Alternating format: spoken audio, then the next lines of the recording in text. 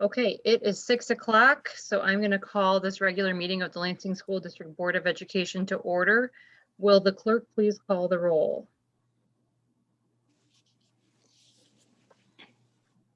Dr. Beverly, Present. Dr. Body, Here. Dr. Burrows, Here. Mrs. Hodgen. I don't see her. Mrs. Lawrence, Here. Miss Lilgy.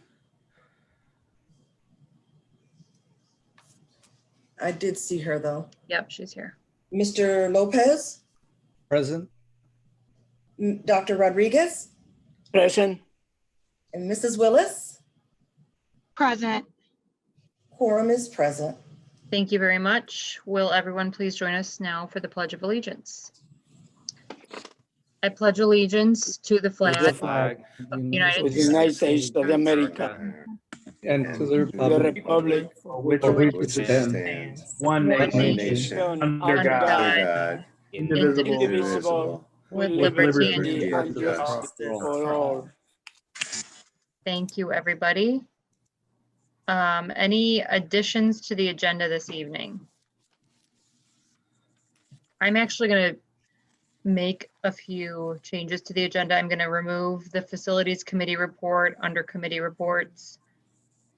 I'm going to remove the Personnel Committee report because those committees have not met. And under the consent agenda, I'm going to remove the receipt and approval of the personnel report because we don't have a personnel report this evening. And in case my board colleagues didn't get this updated agenda, there is an update to recommend it. There will be a new number 2 under consent agenda that will be recommendations for renovations and north. And I'll walk everybody through that, so don't worry. We're going to move on to public comment. We do have one submission for public comment this evening, and that is from Benjamin Elmgren. He is here.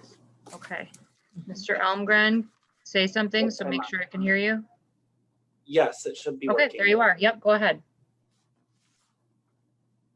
Oh, would you like me to deliver comments now? Yes, you have 3 minutes, and typically the board does not respond to public comment, but you can go ahead and make your public comment now. Yes, ma'am. Thank you. And I appreciate everybody's time. I'm speaking about the virtual learning schedule for elementary students. I have a student at Mount Hope STEAM Academy. And just under a month ago on Friday, November the 6th, we were notified that a schedule for our students' virtual learning was to change beginning on Monday. And previously, students were attending class virtually Monday through Friday, intermittently having live video lessons with their teacher and independent work times throughout the entire school day. And although in-person classes would obviously be better in meeting our students' academic, social, and emotional needs, I'm sensitive to the significant challenges posed by the COVID-19 pandemic, and I understand that these are disruptions that are outside of the control of the district.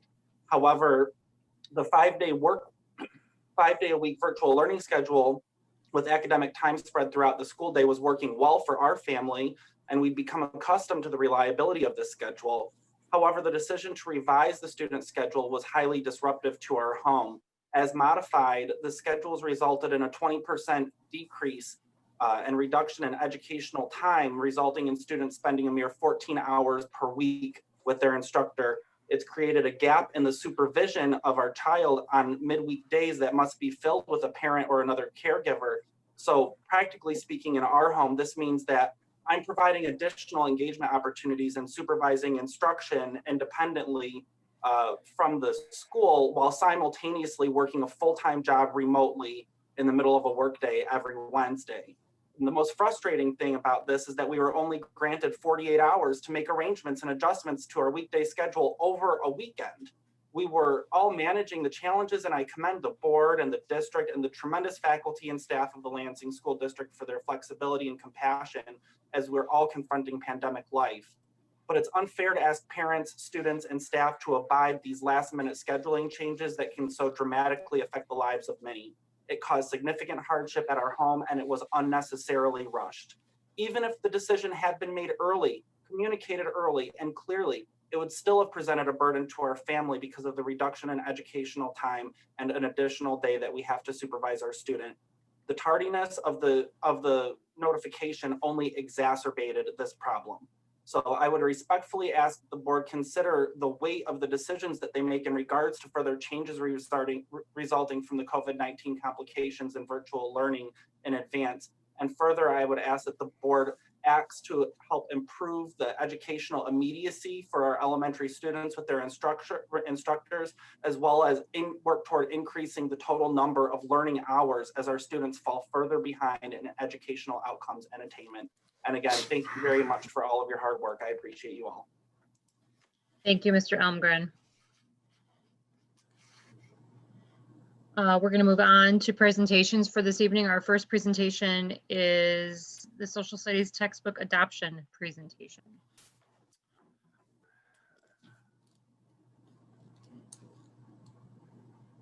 Thank you, President Lawrence. Dr. Chapman, take it away. Thank you, Superintendent Sinacropi.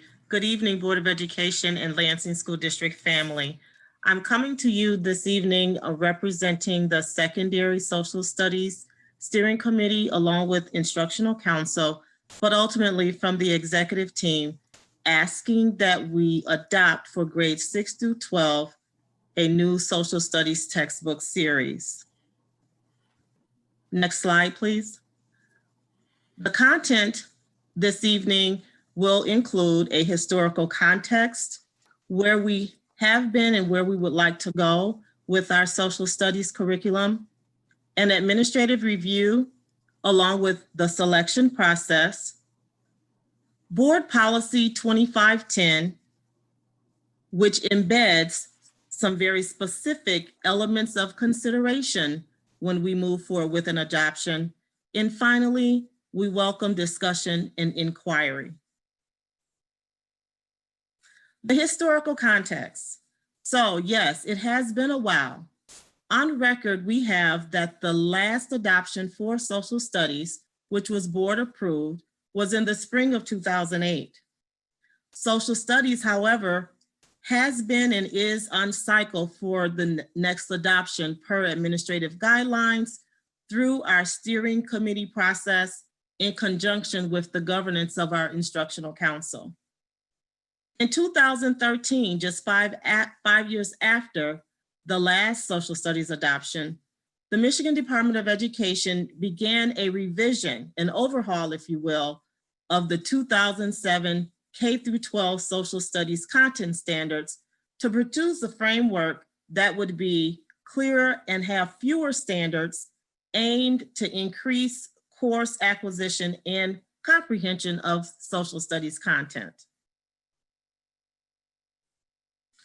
Continuing on with our history, in the spring of 2018, the Secondary Social Studies Steering Committee, with support from the Instructional Council, began the adoption process, considering what possibly would be an outcome with revised standards from the Michigan Department of Education. Moving forward, in the fall of 2019, during our process of adoption or review for adoption, the Michigan Department of Education, after almost 14 years of anticipation, presented the revised standards, which further validated the need for new instructional materials in the Lansing School District. The review and selection process. June through August of 2018, teachers of the Lansing School District in grades 6 through 12 chose 2 of the 4 publishers to pilot the series that we wanted to consider. In September of 2018 through January of 2019, teachers received professional development and taught lessons from their piloted selections. In February through March of 2019, teachers convened several times in face-to-face meetings and conducted surveys and inquiry instruments to determine which publisher would be an equitable best fit for the Lansing School District. And then finally, in April 2019, after much deliberation and consideration, the Secondary Social Studies Steering Committee proposed to adopt the McGraw-Hill product. The selection and choice of the McGraw-Hill product definitely aligns with Board Policy 2510. For the purpose of this presentation, we would like for our audience to understand and know that textbook shall mean the principal source of instructional material for any given course of study, but also in this instance, it is for multiple grades, grades 6 through 12, which encompasses our secondary level of students in the Lansing School District.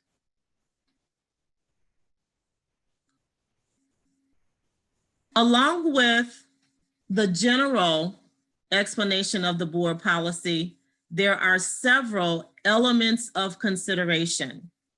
And Ms. Hester, can you go back just one slide unless there is okay, thank you.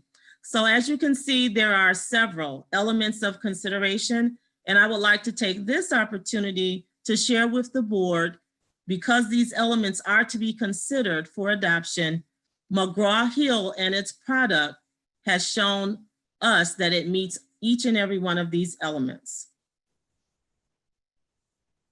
Next slide. Moving forward to the suitability slide, I'm sorry.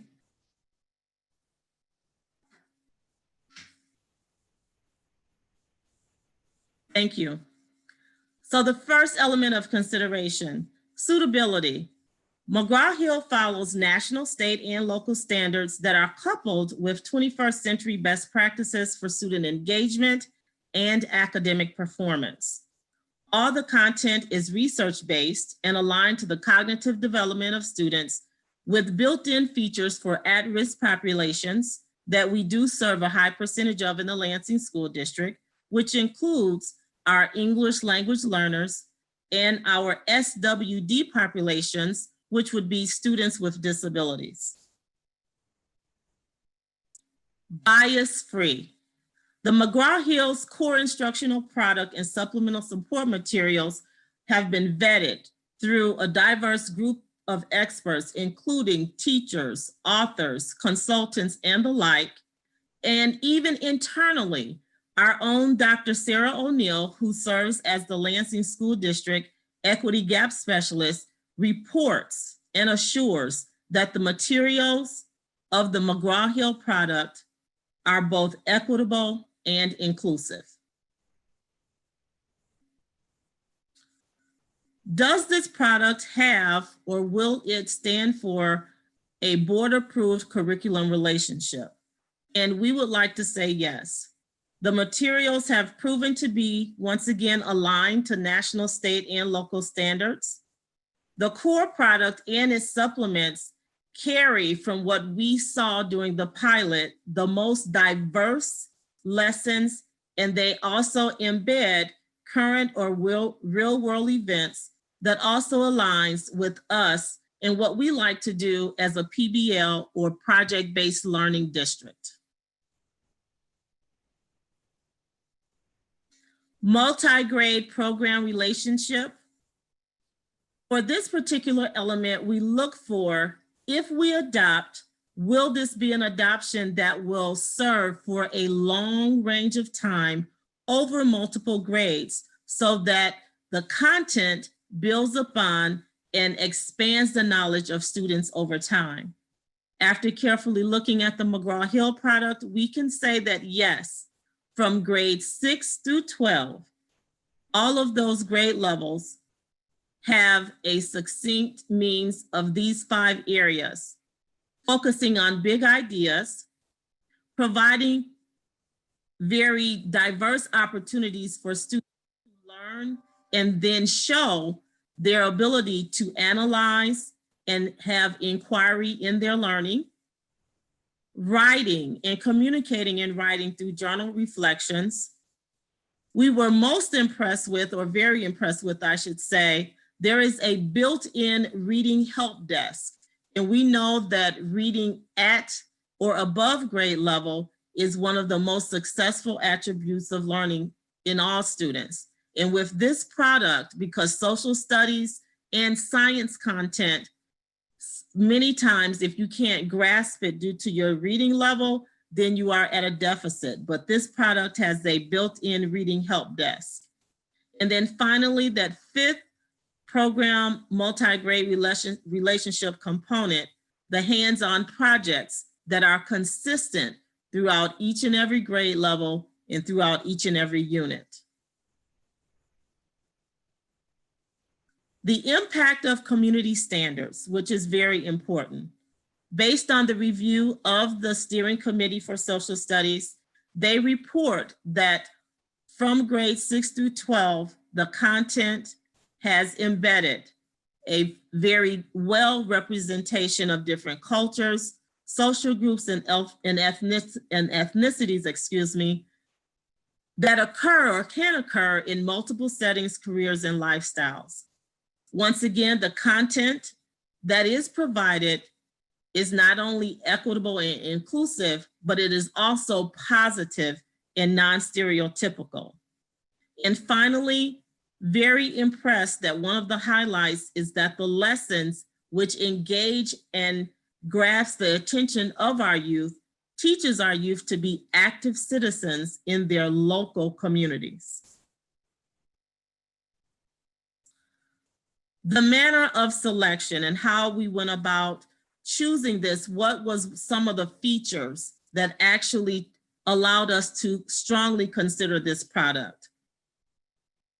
There is actually a textbook already in place for every secondary social studies course that is currently taught in the Lansing School District.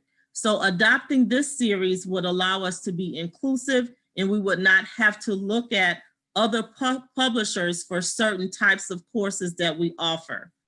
These courses include advanced placement courses and other electives, such as an African American Studies course, and courses that can be built in specific to studying diversity and inclusion. The online resources are impeccable. We've already tested and we know that it will easily sync with our Synergy online learning management system. And finally, the diversity, inclusion, and culturally relevant content will help us support our teachers with professional learning as we go to the next level in providing culturally relevant lessons to our citizens. And finally, from the business side, McGraw-Hill has the most outstanding customer service as it relates to the final 4 publishers that we chose. And probably one of the most important slides that I'll share this evening, the cost. The value of the materials is over $870,000. However, embedded in that, we will be receiving over $50,000 worth of free materials specific to content itself, but also in an array of diversified supplemental materials. So our product total with those free materials, which is a discount or a reduction, takes the product total to just a little over $817,000, adding in shipping and handling around $41,000 with a grand total of $719.64. So we have checked with our auditors and we wanted to look at a very specific payment schedule. To share that payment schedule with you and to share how it can be addressed as it relates to being fiscally responsible, I would like to now turn this over to Mr. John Lang, our Chief Financial Officer, to share with you the options that we have for payment. Thank you, Dr. Chapman. As she mentioned, we did check with our auditors on how to properly account for this purchase. And while the plan is to pay for the entire cost this fiscal year, we are able to only expense part of that, $552,000, into the current year. The rest will go into a prepaid expense account on the balance sheet side that doesn't affect the finances this year. And the remaining $307,000 will be prorated out over the next 5 years toward the expenditure side. So I just wanted to point that out because when we bring the first budget amendment to the board for review in January, you'll see the line item for this purchase that will only show $552,000, not the full $858,000 at this time, because that's all we would expense to this year. Thank you. Thanks, John. Appearance and durability. Reviewing the product, we were highly impressed with the engaging graphics, the very up-to-date and diversified graphics that shows diversity is being taught within those hardcover books. There is a user-friendly layout for content for both staff and students. And the most impressive component as it relates to appearance and durability, we will, because it has so many embedded digital resources, which is definitely a benefit to us right now as we are 100% remote with our learning, we will be able to sync this with our Synergy system, and it will have what's referred to technically as an SSO or single sign-on process, which once again works very well in remote and hybrid learning environments. That concludes our presentation on the 6th through 12th grade social studies adoption through McGraw-Hill.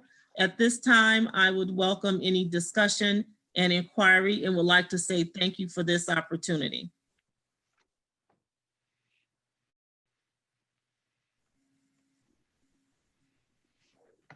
Mrs. Willis?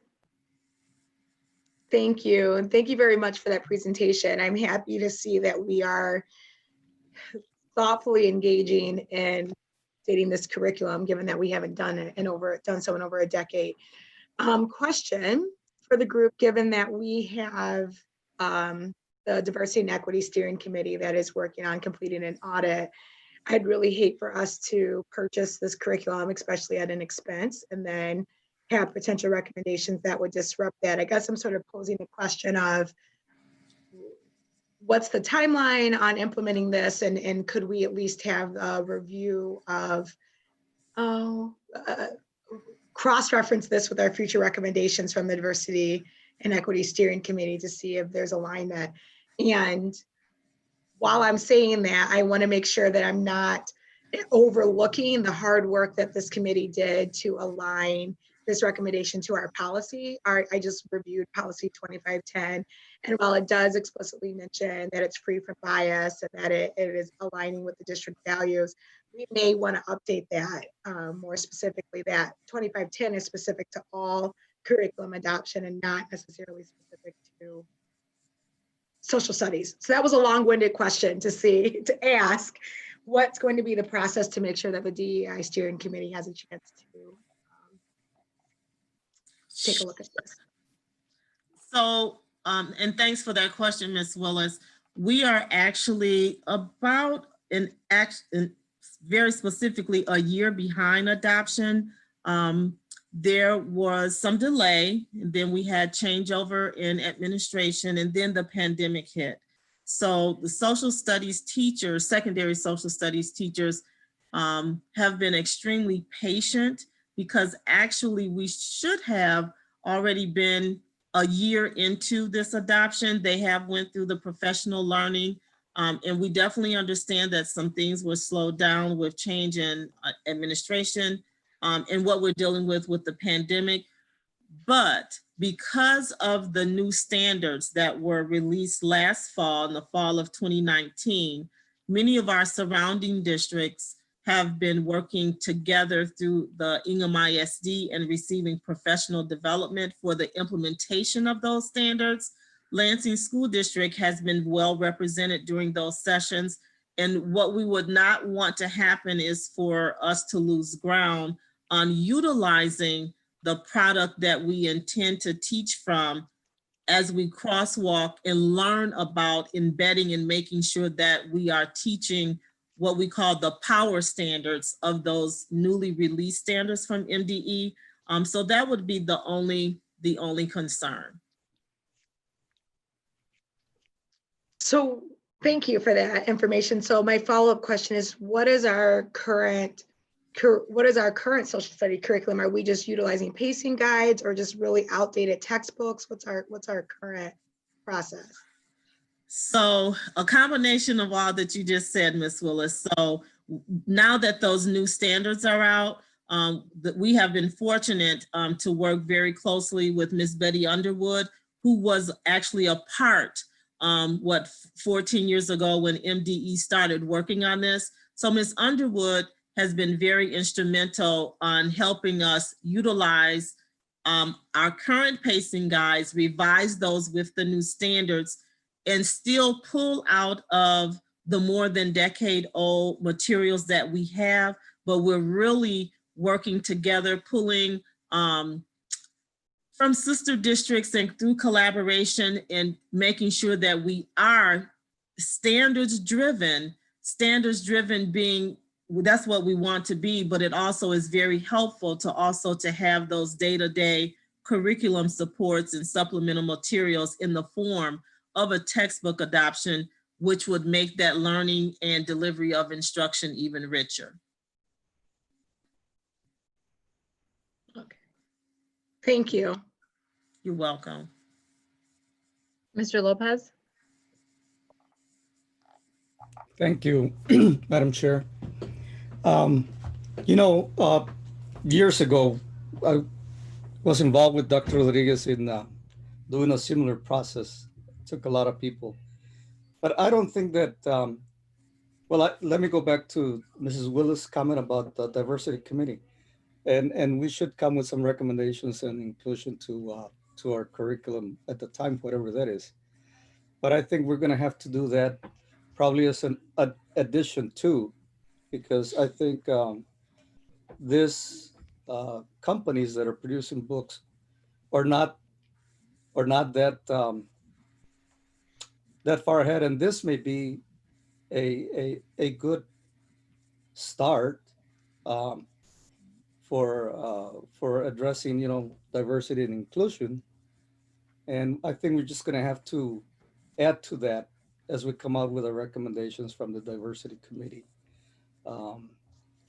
In addition, I think that going forward, we should consider having a student achievement committee, because there's a lot of work going on in the district in book adoptions and like the math steering committee and other committees in the district that I think the board should have a little more input into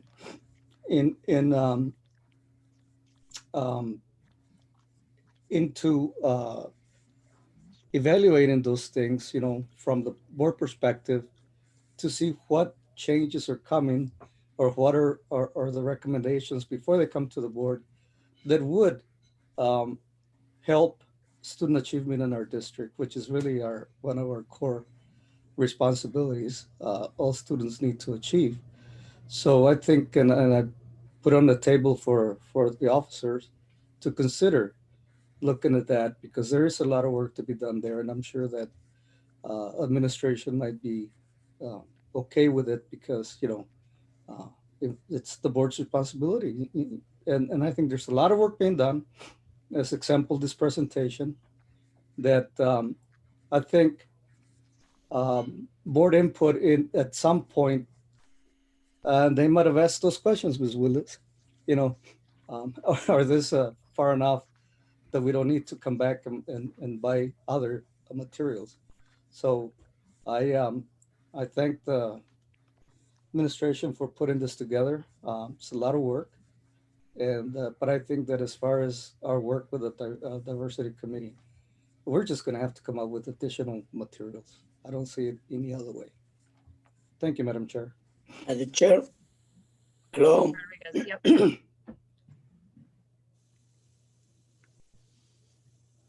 Hello. Yep, go ahead, Doc. Okay, thank you very much. Thank you for the hard work. I know that to select the test book and the work and to follow the policy is a very, very complex and exercise. I want to thank Mrs. Willis and Guillermo, because we are all in the same line today. You are offering us the opportunity to make the changes that we are asking in the resolution that we passed a few weeks ago. And it's very clear in the resolution about the curriculum.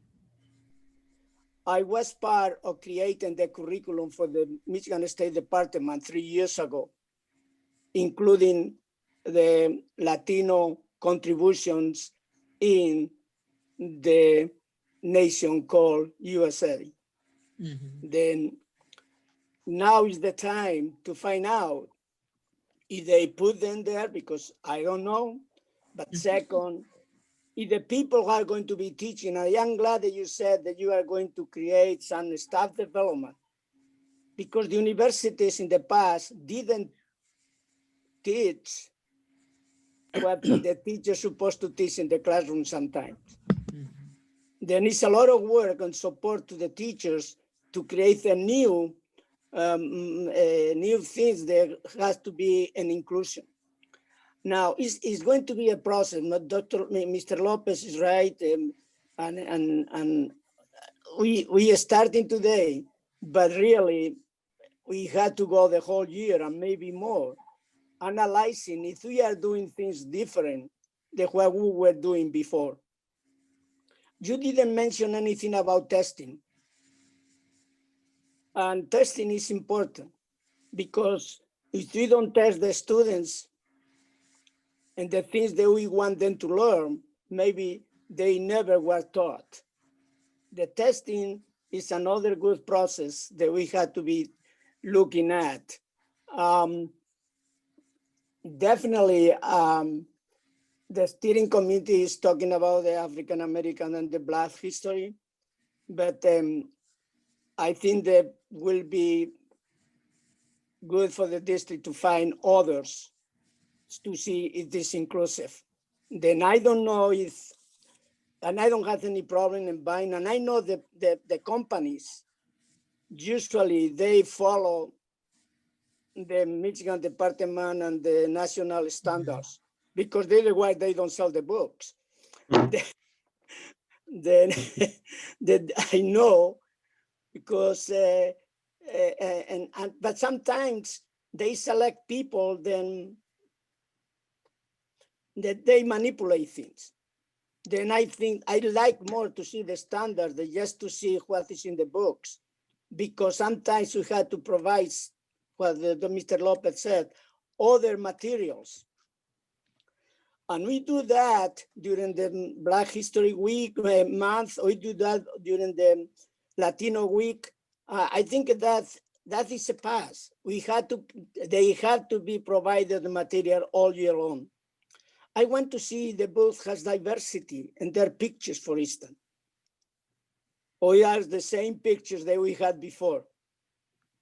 Then, we had the opportunity, that is I'm finished with that. We had the opportunity, the board, the community, and all of us working together to really analyzing what is going on in social studies that we can apply to math, we can apply to English, and to other subjects. Then I don't know if you are going to present to us maybe another ISS meeting and telling us how the whole thing is going, because it's a lot of work that we want to be sure they do things differently. Thank you. And my question was more about testing, but in general, I want to congratulate, but I want to see things differently. Thank you, Madam President. Thank you, Dr. Rodriguez. Mrs. Willis? Yes, sorry, thank you. And I appreciate the conversation. I guess ultimately my question is, there was the review of the curriculum against the standard of the impact of community standards. So on that slide, there's a couple of bullet points. It said the content is provided as positive, equitable, and non-stereotypical, and some additional information there. I'm curious if just the evidence that supports that slide could be reviewed by the equity committee. I don't want to delay. I don't want to delay implementation because we're already behind, and it's more than just the equitable lens of the social studies, because if the information's behind, the information's behind. Lens is another layer to that.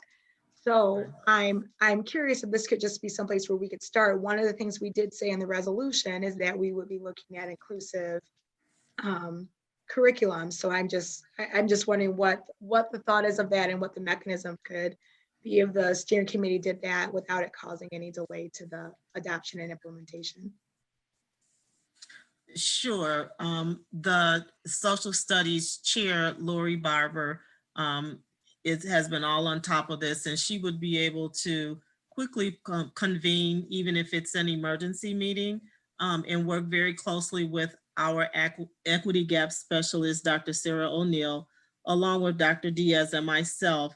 And I believe that we would be able to do that review, Ms. Willis, very quickly, and then be able to share that directly to the equity committee or bring it back before the board. Great, thank you. You're welcome. DURABILI? Thank you, Madam President.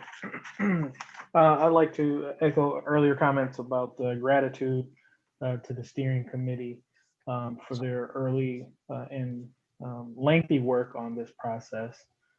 Thanks to Drs. Chapman and O'Neill for your leadership on this. Thanks to Lori Barber as well.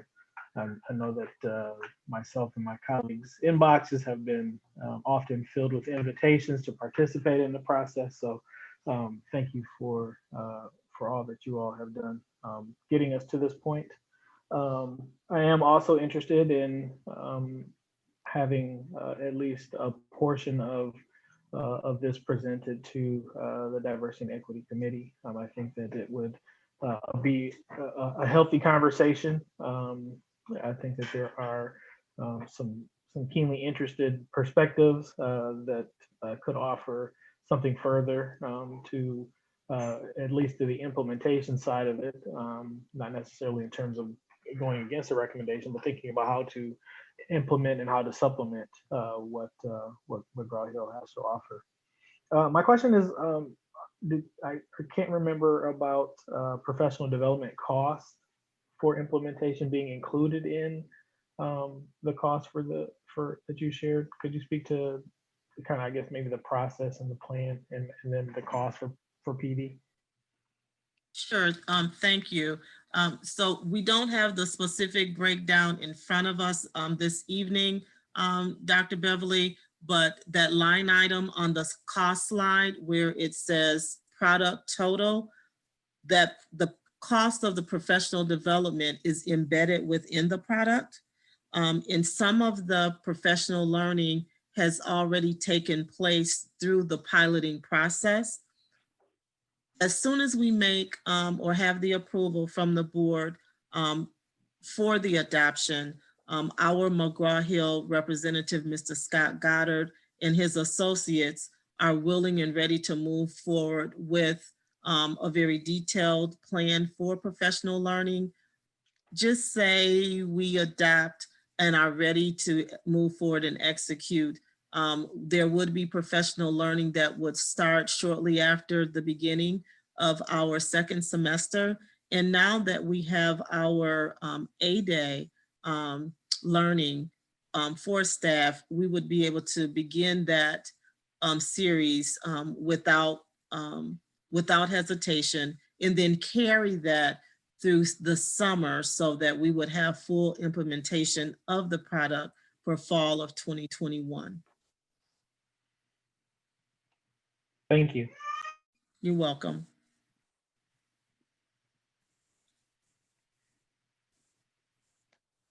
Any further questions from board members?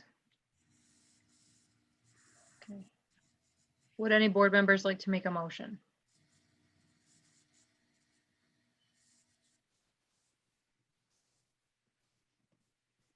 Madam Chair, Mr. Lopez? I move that we adopt this, give the go-ahead to the administration. Second,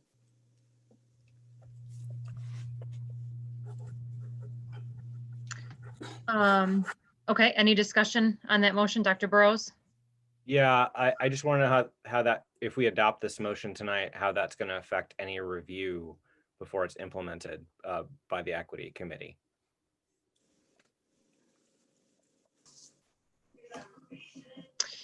Are you maybe proposing a friendly amendment to Mr. Lopez's motion? I will take one. You're so collegial, I love it. Can we amend that it will be we'll adopt it pending review by the equity committee? That or that that after the review by that committee, that then we would make a motion to adopt, but that's fine. I don't mind. Could I restate the motion for the sake of clarity? Please. Go ahead. Maybe change a few words. Could we make a motion that the Board of Education refer the social studies adoption for review by the equity committee? Mr. Lopez, you down with that? Let me think about it. Okay. I'm good with it. That's fine. Okay, thank you. Any further discussion on the motion? Okay, will the clerk please call the roll? Dr. Beverly, Yes. Dr. Body, Yes. Dr. Burrows, Yes. Mrs. Hodgin, Mrs. Lawrence, Yes. Mrs. Lilji, Yes. Mr. Lopez, Of course. Dr. Rodriguez, yes. and Mrs. Willis. Yes. Motion passes. Thank you. And thanks again to everybody who has done hard work on this. Okay, moving on to MASB superintendent search. We have with us this evening from the Michigan Association of School Boards, Mr. Jay Bennett, who we haven't seen for about a year. Jay, welcome back. Thank you. Thank you. Good evening, everybody. So here we are again. I knew that we were slated to do this because Channel 10 called me today and did a Zoom interview with me. So I knew that that meant we were up and running. So apparently they were keeping watch on your agenda. Okay, so I sent to Lynette, and I believe she included it in your board book, a revised timeline.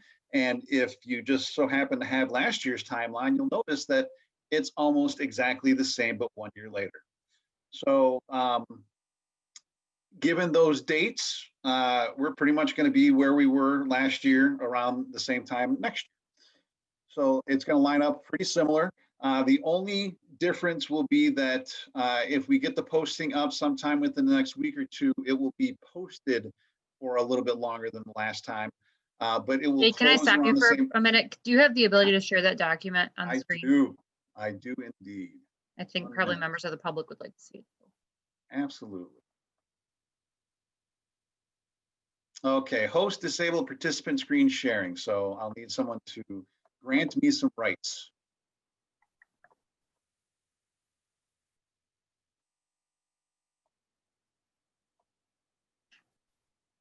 All right. Okay, make this a little bigger here.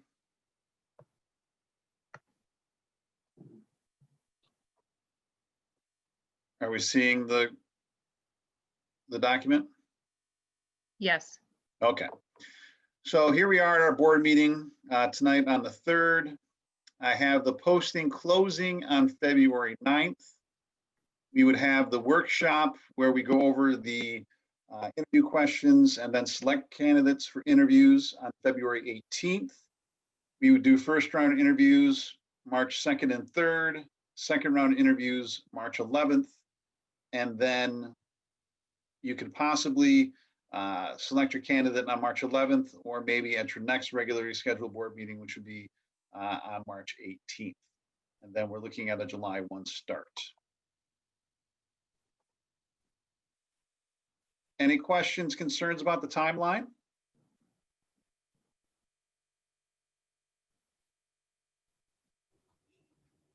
This isn't a question.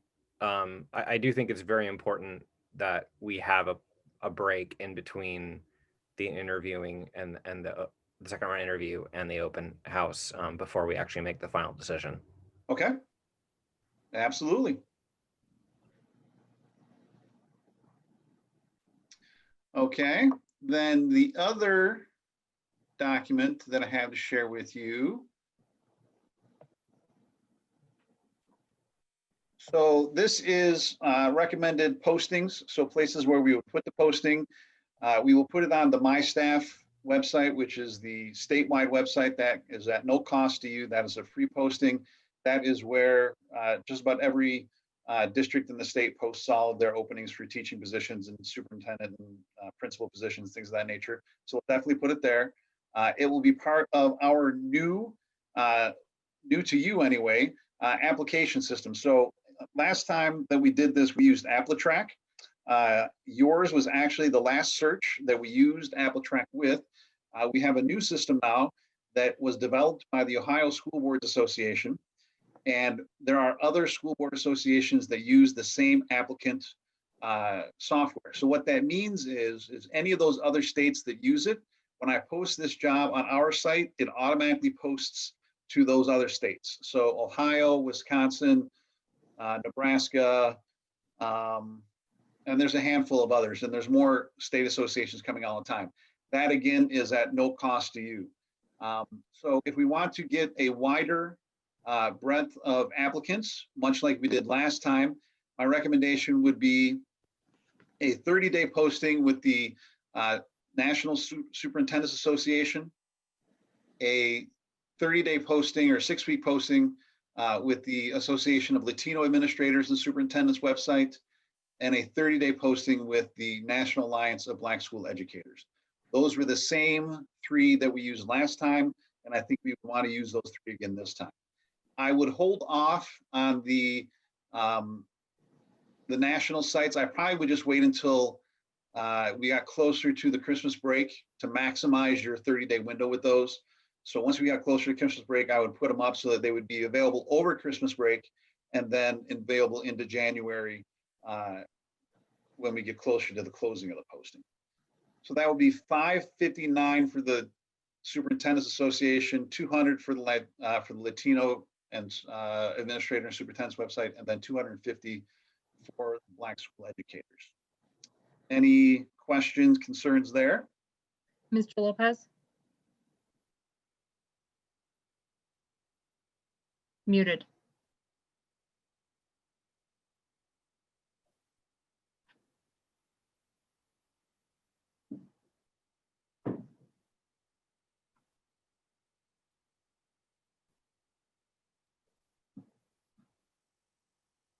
I'm sorry, Mr. Lopez, we're still not hearing you. Okay, can you hear me now? Yes. Oh, all I thought I right. was the only one. Okay. The first question is, have we considered this pandemic that is not going to go away? And that I don't know how that's going to impact this. And secondly, are we resigned as a board to do this by Zoom? I guess this is for our chair more so than for the consultant. So I've been thinking about that a lot. I know we all have been. Mr. Lopez, I agree with what I think you're saying, that it's going to be really difficult to hire somebody into this position without having met them in person and had the opportunity to interact with them in person. And again, as we experienced last year, this is one of our most important jobs that we'll ever undertake as a board.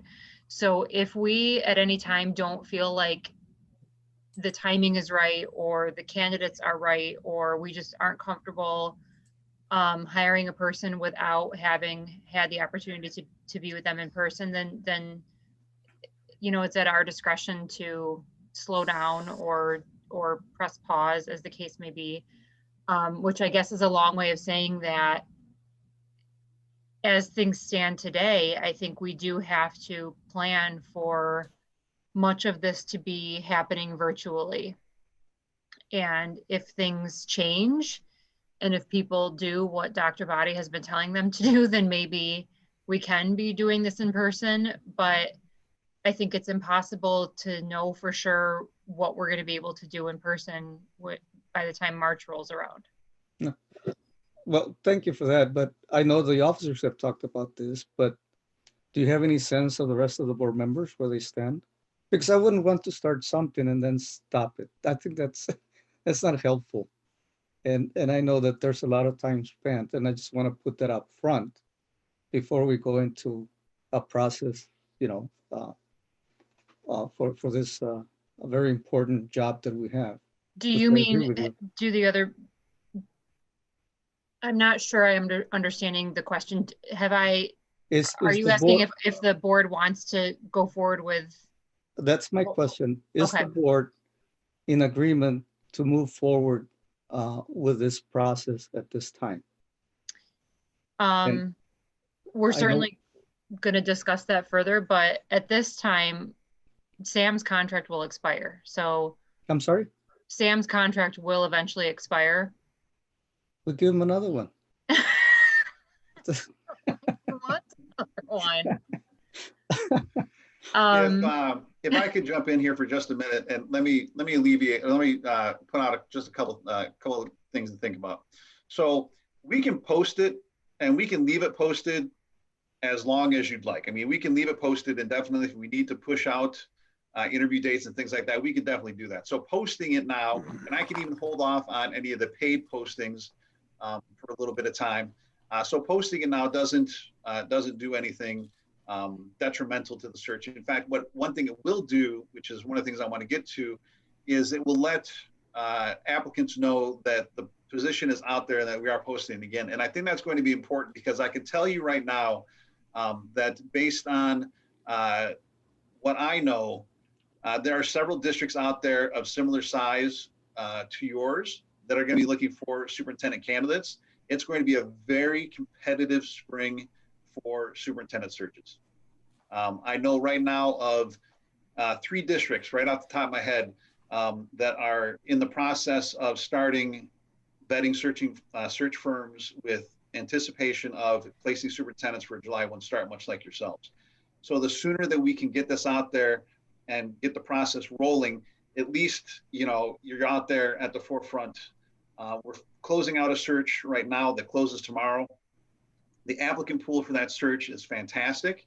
And I'm hopeful that some of the applicants from that pool, you know, they can only pick one. And there's lots of good applicants in that pool. So I'm hopeful that some of those applicants I can convince to, you know, to apply for this job as well. I just know that based on what I'm seeing right now, it's going to be a very competitive search field come spring. So just something to put out there. We've done several searches over the summer and the fall and now into the winter via Zoom, some of them completely via Zoom, some of them a hybrid.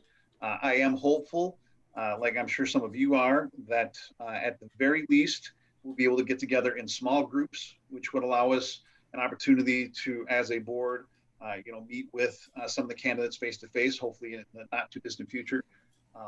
But we have done several searches for several boards completely virtual.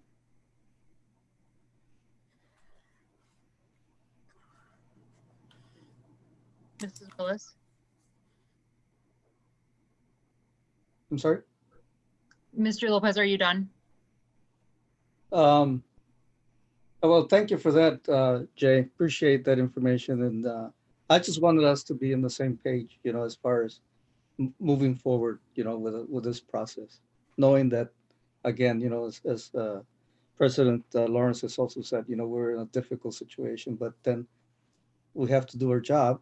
And if that's one way we can do it in a hybrid way as well, you know, I think this board needs to consider that. But again, I wanted to put on the table to see if the board was willing to move on with this process. Thank you, Madam Chair. Yep, thank you, Mr. Lopez. Mrs. Willis. Thank you. And Mr. Lopez, I really appreciate those points. I'm thinking about, we are essentially doing a chief executive officer search in the middle of a pandemic. So there was nothing ideal about the setup for this. And so I think that taking extra precautions or being very thoughtful about how we would proceed is important. And I think as much as I'm concerned about the best way to proceed, I also know that it's important that we secure this position. I think about it a lot like buying a house. Like you don't settle because you're in a rush or you're looking for things. You continue to do the best that you can given your circumstances or your market. And I really think that not that hiring a person is like buying a house. I hope no one takes that out of context, but really just thinking about the thoughtfulness that has to go behind making such a big decision. My question is, if we have candidates that were still that are still interested, that were candidates during our first round, what would be the process for them? Are they reapplying? Are we re-interviewing them through round one? What does that look like? Yeah, so of the finalists that you had, I know several of them have taken other jobs. And so, circumstances have changed quite a bit in the past year for a lot of these candidates. So it would be the smart thing to do would to just be put it out there, and anyone that was in the pool last time that'd like to put themselves into the pool again are encouraged to apply. Because we are using a different system than we used last time, they'd actually have to create a new application and go through a new process anyway. And like I said, I know, especially when I think about the finalists that you interviewed in that first round, I know several of them have taken different jobs since then. And I don't know on some of the other ones, I'm not sure how their employment status or their life has changed. And conversely, that also means that maybe there are some candidates that didn't apply last time because it wasn't right for them, but maybe this year it will be right for them. So I'm also hopeful that we'll get some candidates that we didn't get last time just because the timing wasn't right for them last time around. But you'll share that information with us, right, Jay? Like who those people are so that we could at least make personal phone calls to finalists who might still be interested? Well, I wouldn't ever ask a board member to reach out to an applicant because that would be a violation of the Open Meetings Act. But if you have a candidate in mind that you would like to apply, then I would encourage you to let me know, and then I will make sure I reach out to them. I will definitely be reaching out to everyone that applied last time that I think is a viable candidate and encourage them to apply again. And like I said, I have several candidates that I've met in the past year that I've kind of set off to the side that boy, I think this would be an excellent candidate for Lansing. I'll definitely be reaching out to them as well.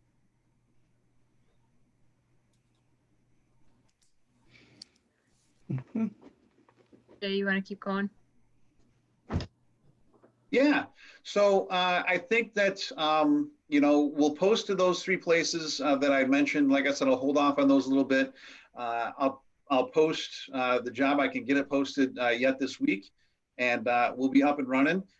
Take a look at the time or at the dates that we've set, and if there's anything in there that causes you to pause, or if you think we need to make any adjustments, just let me know. We can make adjustments to the timeline.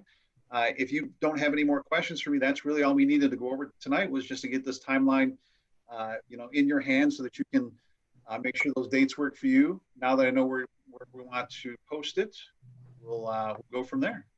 Dr. Burrows.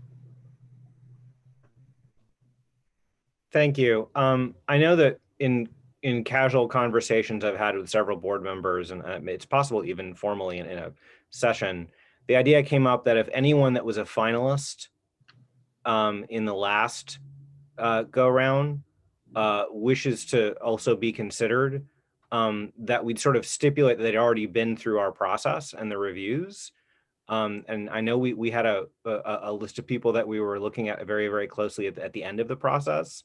And if any of them were still interested, I think it would make a lot of sense to make sure that they're still in the final pool rather than having to restart from the beginning of the process.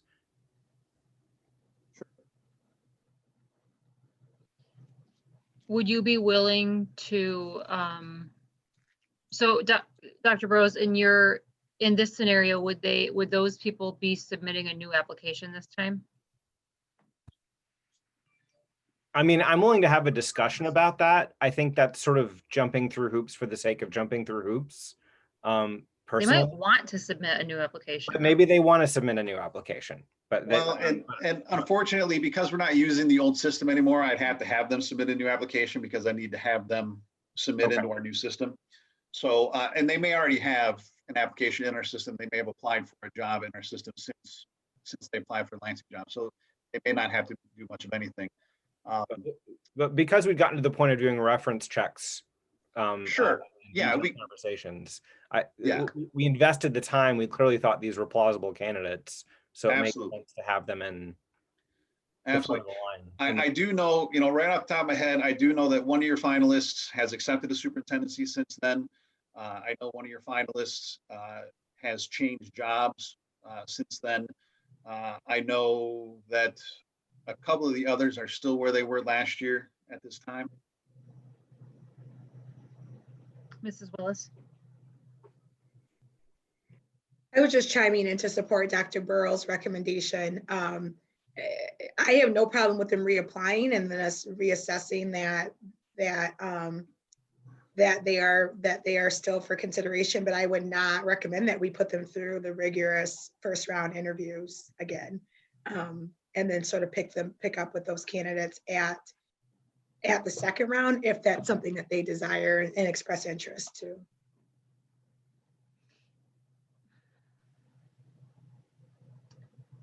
Mr. Lopez? You're muted, Mr. Lopez. Okay, Jay, can you hear me? I Okay. can. Is this new process, more effective or more rigorous than the previous? The application system? Yeah. No, it's a different system. It costs us less. And because it has access to the other state associations that use it, it increases our coverage. And Okay. so, and it was built specifically for this purpose. We were using AppleTrack before, and AppleTrack, I think, is the same thing that Lansing Public Schools uses. I know a lot of other districts use it, but it's not built for superintendent searches. This particular software that we're using now was created by another school board association, the Ohio School Board Association, and it is built specifically for superintendent search. So we had a hand in creating it to work better for us on our end. But the application system is very similar to any other application system. They fill it out, they attach their resume, they attach their cover letters. The other nice thing about this is you as board members will get direct access to the system, and you will see every piece of application and every submission that they have for your job. And so it cuts down on, if you remember last time, we had the 300-page PDF file that you all had to go through with all the app. This, you log into the system and you can look at everything right there at home. Yeah. Well, my thought was that if it was different and it would uncover or discover, more. No, from more that than the perspective, previous. it's going to ask the same questions that we had in our previous application system. We'll still have the same background checks and everything that we used last time. Well, in that case, I think it wouldn't really make a difference if they wanted to again apply and be candidates. I would support that, knowing that the process is not any different from the previous one, and in terms of identifying the candidates' merits or lack thereof. Sure. So,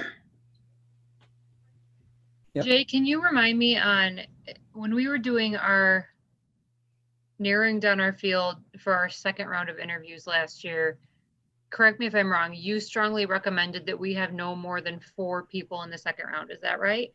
Second round, we like to get down to 2, ideally 2, if not 3. Okay. But ideally 2. Usually, first round 6, second round 2. And we had 3 for the second round. Yeah. So theoretically, if all 3 of those people came back and said, yes, we still want to be considered, then I just want to point out to my colleagues that we're leaving ourselves very little, and yes, it's our process and our policy, and we could make that second round 10 people if we wanted to. We're not going to do 10, but you know, we can do whatever we want. But if we had, Jay's like, oh my God, please don't do 10. But if all 3 candidates did come back and said, yes, we want to still be considered, please essentially fast track us to the second round, then we're potentially limiting ourselves to including more new candidates in that second round, because we don't want to be overwhelmed with a huge number of candidates in the second round and 3 spots are already taken. Right. So yeah, and to that point, you know, my hope is, you know, and you know, I'm overly optimistic maybe, but my hope is that this candidate pool is, you know, stronger than the one you had last time, and it may get to the point where some of these new candidates may overshadow some of the candidates that you had in the last pool. You know, and I'm with you on that. I would hate for you to limit yourself to the candidates. So I think that we, you know, once we get the candidate pool in there, you can take a look at it and make that decision. And, you know, it may make it easier for you to move some of the people forward because you're familiar with them because they were in your pool last time. But you may look at some of those candidates that you were in your pool last time and say, or they just don't measure up against some of these other candidates that we have this time around. So, and a year is a long time. I mean, you know, life has changed for a lot of us in a lot of ways over this past year. So there's no guarantee that some of those candidates are even still interested. Jay, so I think what you're saying but not saying is don't make the decision to do anything with those 3 finalists right now. That would be my However, I'm hearing a lot of support from the board in giving those 3 people some kind of not advantage, but some kind of head start. What if we said we will include those 3 people in the first round of interviews? Yeah, I mean, like I said, I will definitely reach out to them and, you know, and engage interest. And if they're interested, then I will let them know that the board has said, you know, you're pretty much guaranteed at least a first round interview. Okay, Mrs. Willis? No, nothing?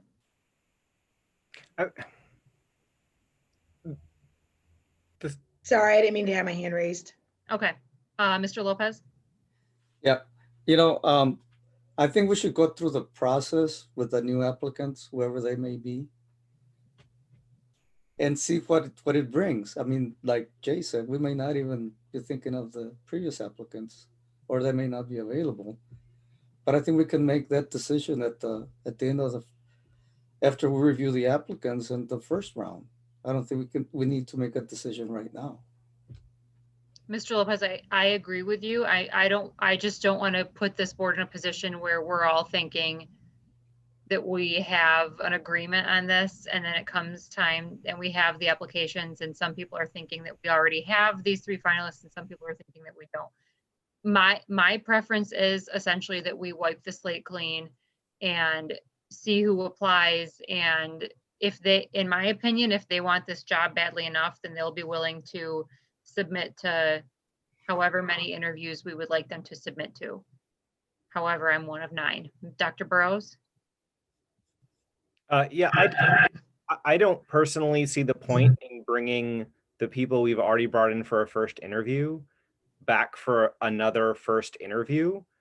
I think it makes more sense to include the people that we decided were finalists last year in our pool of consideration for a second interview without making any commitments, to allow them to skip the first interview, because we've already been through that process. And I imagine that the first interview process would be almost indistinguishable if they were to get to that point. We've already invested the time in that. I'm not saying that we should fast track them to being a finalist. I'm saying we don't need to put them through a first round interview again. But I'm not a professional at this. And if there's a reason why that's a bad idea, I'm willing to have that conversation. I'm thinking about the time we've invested. Sure. No, I think that's a very valid point. And I think that if any of those candidates, you know, you as a board decide, you know, when we get to that point of selecting candidates, if you as a board say, hey, you know what, this is a candidate we want to move forward. We've already done a first round interview. We just want to move them right to the second and then take a look at the rest of these candidates. That's fine. You know, the other thing is that, you know, after the end of the first round interviews, you can then decide who you want to move forward, and it may or may not be one of those candidates. You know, I don't see any reason that you would have to interview them twice. Missy, and then I'm going to come to Rachel. I was just gonna play devil's advocate to what Dr. Burrows was saying, in that I think sometimes in my experience in like auditioning people, sometimes you want to see them all up against each other. Even if you know somebody really well and they come to the audition and then they're in the mix with a bunch of new people, if you can't see them side by side, sometimes it's hard. It can be hard. It can be hard to figure out what you really want, especially if it's kind of close. So Missy, are you also saying everybody's starting from step one again? I wish we could have some leeway to be like, oh, it's not close at all. I don't need to hear from that person again. Let's just put them through. Well, we do have that leeway. And if we get the applications and we decide that we're seeing some of the same names and we really do want to move those finalists forward, we can. I guess what I would prefer is that we come to a tentative consensus tonight that we are going to start everybody at step one pending the applications that we get. And if we see some familiar names and we want to move them a little bit forward, we always, of course, have the right to do that. I think if we err on that side, it'll be easier to make changes later if we want to, but we can't go the other way very well. Yeah. Good point. Rachel? I would just say to that point, I think that, first of all, we don't even know if any of our final candidates from the last round are even going to apply. So I don't want us to, overanalyze a potential that may not be, but I also think that it's wise that we're prepared. With that, I agree with Dr. Burrows that I would strongly recommend that we not do the first round interview. Let me back up a little bit. Part of why those candidates were our finalists is because they were the best of that pool.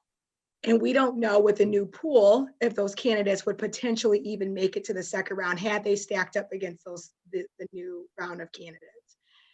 With that being said, I don't necessarily think that it would be necessary to do a first round interview to determine if we want to keep them in the pool. I think this is about recommending whether or not they would stay in the pool for consideration for the second round. I'm just thinking about how rigorous that first interview was.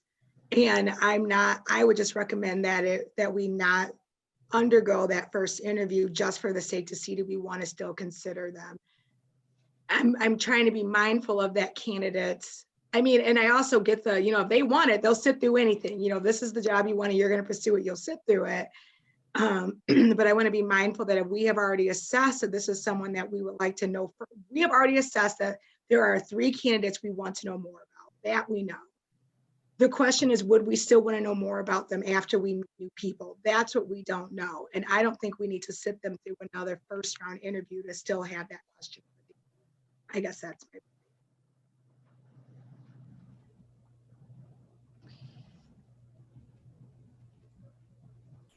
Can we agree to move forward with this proposed timeline and see the applicants that we get and potentially make changes to our process and who will be interviewing in what round as we get the applications?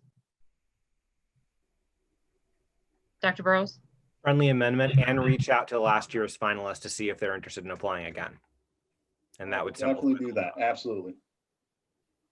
I like that. Okay. That's a motion? That was not a motion. Can somebody put that into a motion? Does it have to be a motion? No, but I know this board likes to do a motion. This board likes to do things pretty formally, so maybe we would like to have a motion this evening. I wouldn't support a motion like that. I think we have a consultant that knows what we are discussing and then we'll move forward in that direction. I think we have some sort of consensus anyway. Okay. Madam President? Dr. Burrows? I would move that the board approve the proposed timeline and request that the association please contact last year's finalists to find out whether they're interested in applying again. Second. It's been moved by Dr. Burrows, supported by Dr. Rodriguez. Any further discussion on this motion? Okay, will the clerk please call the roll? Dr. Beverly? Yes. Bonnie? Yes. Dr. Burrows? Yes. Ms. Hodgen? Mrs. Lawrence? Yes. Mrs. Lilji? Yes. Mr. Lopez? Yeah. Dr. Rodriguez? Yes. Mrs. Willis? Yes. Motion passes. Thank you, everybody. We'll be in touch. Thank you, Jay. All right, moving on, report from superintendent. We still have one. Mr. Sinacrovi, take it away. There You we are go. muted. There you go. Yeah. Gee, I don't know. I just have to tell you, it's kind of strange when you're talking about it. I'm not even here. I'm still here, guys. No. I told you, son. Time for, pardon?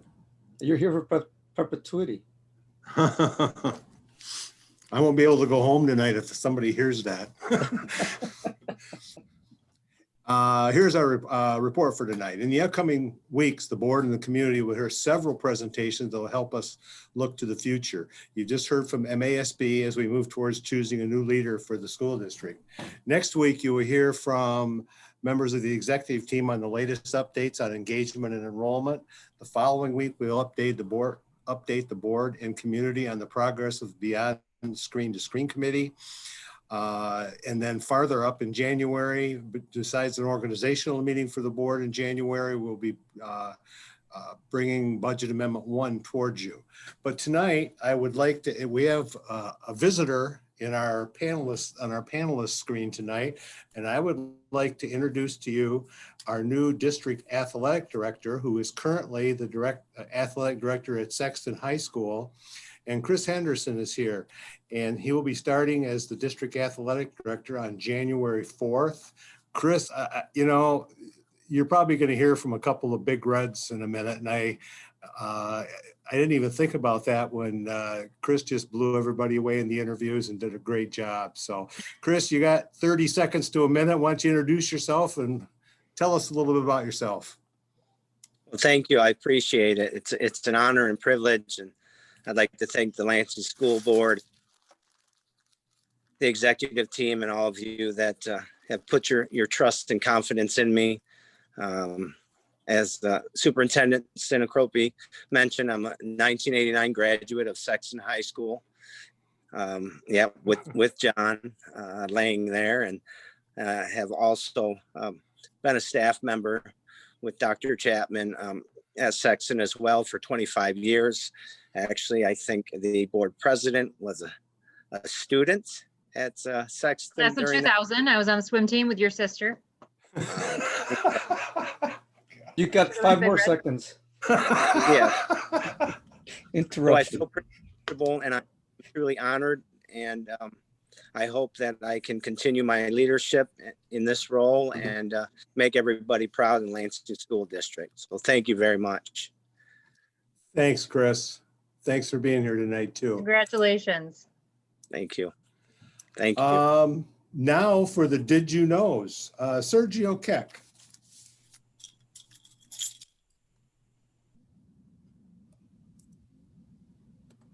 Good evening. Did you know that our preschool GSRP teachers conduct 3 live 20-minute sessions each day with our preschool students? The lessons consist of a daily read aloud and a daily social emotional lesson. Teachers also individualize daily lessons to meet the needs of each student. They conduct lessons that are active and hands-on. For example, children may dance, may sing, build with Play-Doh, cut letters out of a magazine, or make patterns with Unifix cubes, all while participating in a live video conference with the teachers and the classmates. Thank you. Thank you, Sergio. John Lang. Good evening. Did you know I was interviewed by WLNS Channel 6 yesterday to discuss our food service meal distribution program for one of their Day of Giving segments that aired on the 6 p.m. news telecast yesterday. The highlight of the story, though, being a few parents who talked about how the district providing meals helps ease some stress and burdens during these times, while knowing food will be available to them. Our incredible food service director, Jody Taratuta, also wanted to plug their website that has menus for what is being served each. That's, well, it's kind of hard to see, but that's lancingsd.sodexomyway.com, and encourage everyone to like their Facebook page, as it has how-to videos, such as featuring Chef Patrick and how to use the mangoes that they handed out yesterday and how to cut an avocado without also slicing your fingers. You can find their Facebook page by searching for Sodexo Magic Lansing Schools Food and Nutrition. Thank you. Thank you, John. I think, by the way, next week we'll have to wear our colors, apparently, if they're looking at a couple people now. Ms. Cordelia Black. Thank you. Did you know about the Lansing School District's Holiday Hustle Virtual Step Challenge? A fun event and a great opportunity for colleagues to team up during the holiday season and create healthy competition. As of today, this evening, there are 137 employees registered and gearing up for our first annual Holiday Hustle Step Challenge. I encourage all employees and board members to join this journey toward continued self-care and wellness. The registration link will be in the chat shortly, and I look forward to seeing you on the virtual track. Thank you. Thank you, Ms. Black. Jessica Benavides. Good evening. Did you know the MDE is launching a new system for school improvement in January? This process is called MyKIP, Michigan Integrated Continuous Improvement Process. This integrated system will help diagnose needs in supporting the whole child. It will also create a plan that focuses on necessary systems and supports and identifies how to use funding streams to implement the new plan. We look forward to utilizing this new system and how it can enhance our school improvement process in the Lansing School District. Thank you, Jessica. Dr. Kamala Diaz. Good evening. Did you know that even in our current virtual environment, we continue to offer alternative options for students to reach their goals of graduating from high school? One of those options is a dropout recovery program, Graduation Alliance. The Lansing School District and Graduation Alliance began their partnership during the 2016-17 school year in a targeted effort to reconnect with high school students who had not been able to complete their graduation requirements due to multiple life circumstances. Over our 4-year partnership with Graduation Alliance, we have supported 70 students in achieving their goal of earning a high school diploma. We started small with no graduates our first year. However, over the next 3 years, we had 3 graduates, then 16, and last year we had 43 graduates. So far this year, we have 8 graduates, with several more well on their way to completing the requirements to earn a high school diploma. While we supported out-of-district students over this time period, we now only serve Lansing School District students, as many outlying districts now also have partnerships with Graduation Alliance. We value this and our other partnerships as we work together to increase student success. Thank you, Dr. Diaz. Dr. Delsa Chapman. Good evening, and thank you, Superintendent Senator Cropey. Did you know that the Dr. Martin Luther King Jr. Commission of Mid-Michigan has launched the 2021 Mark S. McDaniel Legacy Scholarship Contest? A total of $17,500 in awards is available to graduating seniors of the greater Lansing area pursuing higher education. The commission is excited about this opportunity to invest into the lives of our future leaders. The commission will be presenting 2 first place awards for $5,000 and 3 finalist awards for $2,500 each. Contestants must write an essay focusing on the theme, "Out of a Mountain of Despair, a Stone of Hope." The application deadline is Friday, December 18th. Lansing School District students, look for application details to be shared via our social media outlets, websites, and from your school officials. Remember, dream big, we will get you there. Thank you. Thank you, Dr. Chapman. President Laurent, that concludes my report for this evening. And by the way, I want to notice Lynette Hester at the bottom. She's going all out here. I appreciate it. That's great. Oh, man. Okay. My mom just gave me this varsity jacket last week, and I'm gonna remove it because it is 25 years old and smells like mothballs. Vintage. Thank you, everybody. Moving on to routine matters and old business for the evening. Reminder, we have removed Facilities Committee and Personnel Committee from our agenda this evening. So I'm going to go to Equity Committee, Mrs. Willis.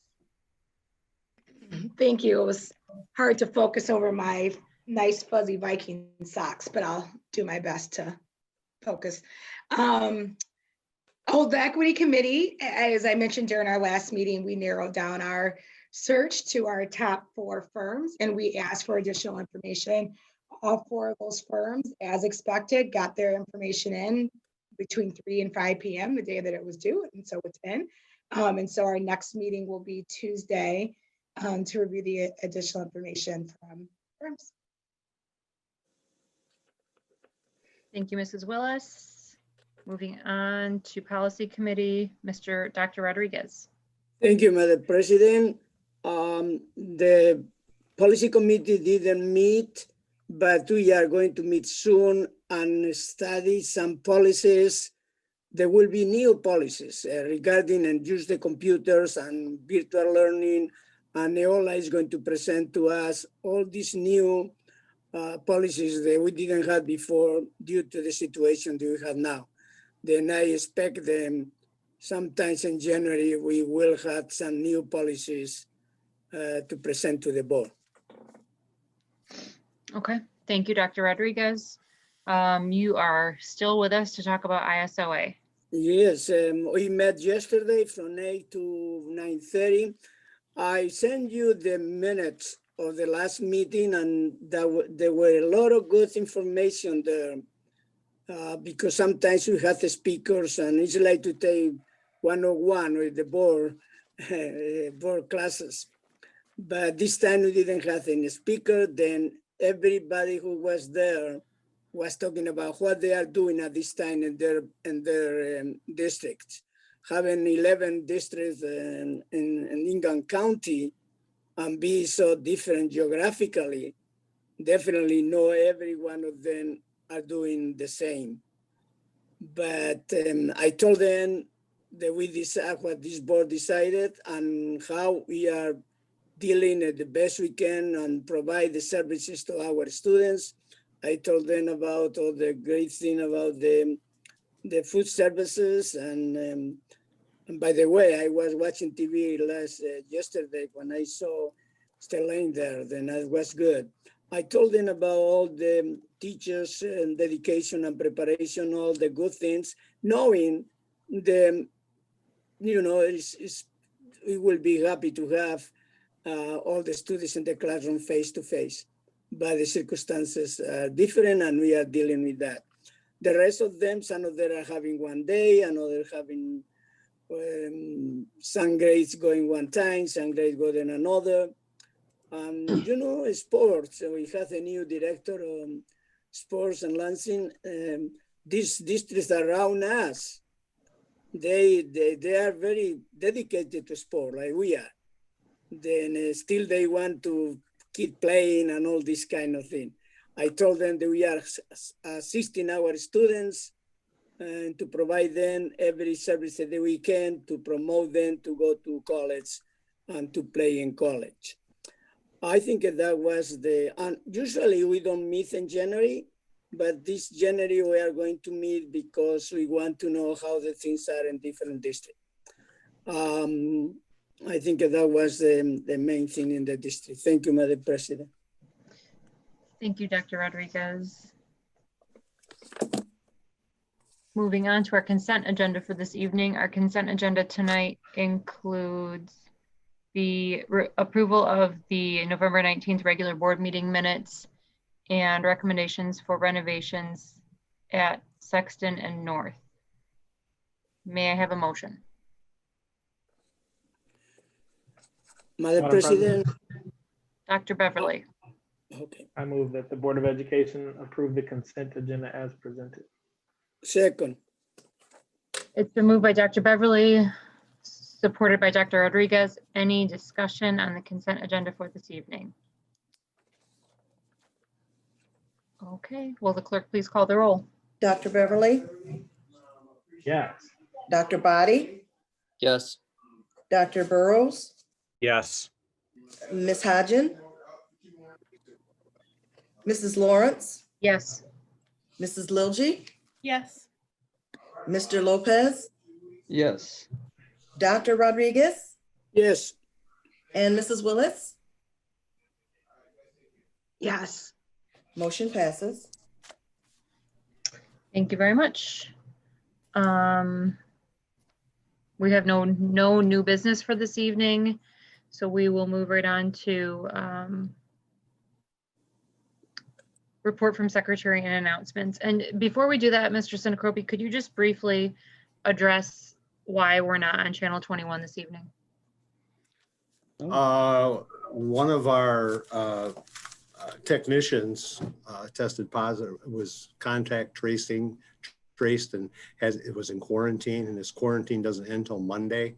So we didn't have a good replacement. So we are working on training, so cross training. So we'll be able to do that that we won't have this happen at the next meeting.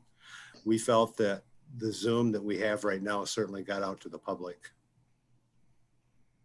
Thank you. Yeah, I just wanted people to be aware that we are still in compliance with the OMA. Report from Secretary, Dr. Rodriguez, please. Thank you, Madam President. Free pandemic tutoring services program for the Lansing School District students, grade 4 to 12. Pandemic tutoring services is a volunteer organization created to supply the additional one-on-one and small group services to students for free as they adapt to learning online. This organization consists of Michigan State University students with a mission to support learning within the Lansing School District for the duration of the coronavirus pandemic. Free tutoring services for students grade 4 to 12 in the Lansing School District via video chat in math and English with other subjects possible based on request. For more information and to sign up, please visit www.lansingschools.net/tutor. Thursday, December 10, is going to be an IIS meeting at 6 o'clock. That will be next Thursday. Tuesday, December 15, 2020, Parents University supporting children through grief and loss, 5:30 p.m. to 6:30 p.m. Free of charge online webinar. See the Lansing School District website to sign up and for more details. Thursday, December 17, 2020. Parents University and Trauma Resilience, 5 p.m. to 6:30 p.m. Free of charge online webinar. See the Lansing School District website to sign up and for more details. Please, parents and employees and everybody, go to the Lansing School District website and find all these services. Thursday, December 17, 2020, regular board meeting, 6 p.m. Virtual meeting via Zoom with webinar. That is my report for today and the announcement for the invitation for the community and for us. Thank you, Dr. Rodriguez. Mr. Sinacropi? Thank you, President Lawrence. I had it written down here and I didn't say it as part of my report, but I want to send our condolences out to Ms. Susie Corbin, our Executive Director of Human Resources, whose mother passed away last week, and she's taking care of business right now with her family. So we do send our prayers and thoughts her way. Thank you. Thank you, Mr. Sinacropi. Susie, we love you and we're thinking of you. Any other comments or announcements from board members this evening. Mr. Lopez? Thank you, Madam Chair.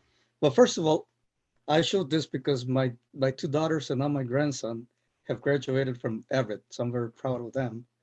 But I'm also very proud of everybody in our school district. So this is kind of my most favorite hat, you know, because they're all our kids and we want them all to succeed. So thank you. But I did want to say something to the public, and unfortunately we're not on 21, but I'll say it anyway. I want to thank all those voters that came out on November 3rd and voted, and all those that voted online, not online, but through the mail and early voting. The results are now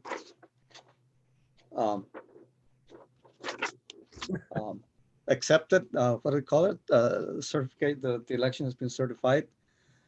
It's amazing, and I thank all those voters, thousands of voters who voted for us, and for me. I'm speaking for me, for giving us again the opportunity to continue serving the Lansing School District. It's an honor, and it's a humbling experience every time it happens. So I appreciate it, and I thank the voters of Lansing for continuing to give me the opportunity to serve in this capacity. Thank you. Thanks, Mr. Lopez. Mrs. Lilji? I just wanted to share some good news about the dance program at Everett. The dance director at Everett, Ms. Clara Martinez, she was unanimously voted as the new president for the Michigan Dance Council, which is a big deal, I think, and it elevates the visibility in the arts community. So just wanted to say congratulations to her. And also she is doing a virtual concert. Well, not she, but the dancers of Everett will be doing a virtual concert tomorrow night at 7 p.m. with the Inlet Dance Theater, which is a renowned dance group that does work about social issues, social justice issues. And they've been working virtually from Washington, D.C.